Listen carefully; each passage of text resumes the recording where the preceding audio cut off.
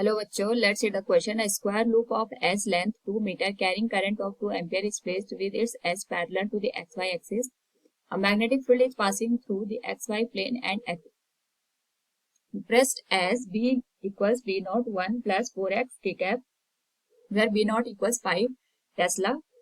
The magnetic force experienced by the loop is dash Newton. Now to answer this question, first we will discuss here the key concept, and here the key concept is given as force on a current carrying wire kept in a magnetic field. तो इस particular case में हमारे पास यहाँ पे जो force की value होती है it is given as B I L sine theta, जिसको हम यहाँ पे आई एल क्रॉस बी से भी इंडिकेट करते हैं.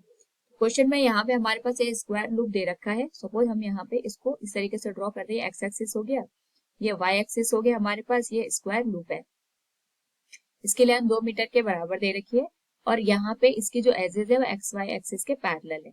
तो इसके करस्पॉन्डिंग सबसे पहले अगर हम यहाँ पे कांस्टेंट मैग्नेटिक फील्ड को अज्यूम करें बी नॉट प्लस 4x के कैप, इसका मतलब ये हो गया कि हमारे पास एक तो मैग्नेटिक फील्ड कांस्टेंट है बी नॉट और दूसरा एक्स के साथ वेरी कर रहे हैं. तो जो कांस्टेंट मैग्नेटिक फील्ड होगा उसकी वजह से यहाँ पे जो हमारे पास फोर्स की वैल्यू आएगी वो तो 0 के बराबर आएगी. लेकिन जो वेरिंग पोर्शन है इसका that is B naught into 4x के कैप, इसके थ्रू जो यहाँ पे हमारे पास फोर्स की वैल्यू आएगी उसको हम यहाँ पे इस तरीके से कैलकुलेट कर सकते हैं कि हमने पूरी जो स्क्वायर वायर है उसको 4 पार्ट में डिवाइड कर दिया. ये फर्स्ट पोर्शन आ गया इसका, ये सेकंड, ये थर्ड एंड ये फोर्थ.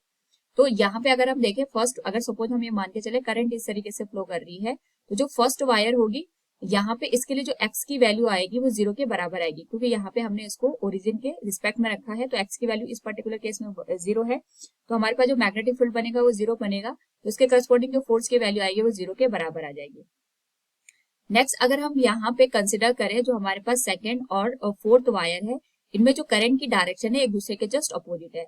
यानी यहाँ पे जो फोर्स का डायरेक्शन आएगा सेकेंड और फोर्थ के लिए हमारे पास वो यहाँ पे, इसको मैं इस तरीके से लिख सकती हूँ, मैग्नीट्यूड में तो दोनों सेम होंगे लेकिन जो डायरेक्शन होगी वो एक दूसरे के अपोजिट होगी, जिस वजह से इन दोनों का जो नेट फील्ड बनेगा, नेट फोर्स बनेगा वो 0 के बराबर बनेगा.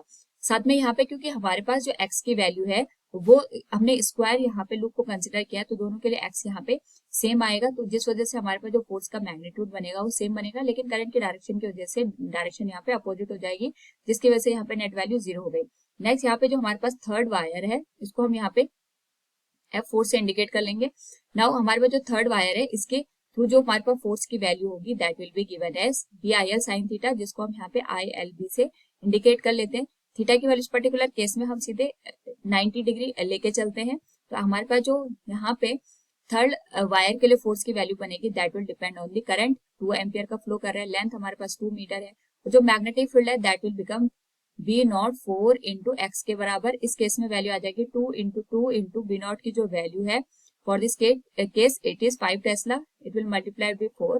और इसके लिए एक्स की जो वैल्यू बनेगी यहाँ पे हमारे पास जो एक्स की वैल्यू बनेगी दैट विल बी 2, क्योंकि हमारे पास यहाँ पे स्क्वायर जो लूप है इसकी जो एज है वो हमारे पास 2 मीटर के बराबर दे रखी है. तो यहाँ से अगर हम होल वैल्यू को सॉल्व करें दिस विल बिकम 2 2 जो 4, 4 4 जो 16, 16 2 जो 32, 32 into 5, this will become 160 Newton. So from the given question we can say here the force experienced by loop is 160 Newton. Hope all understood it. Thank you and best of luck.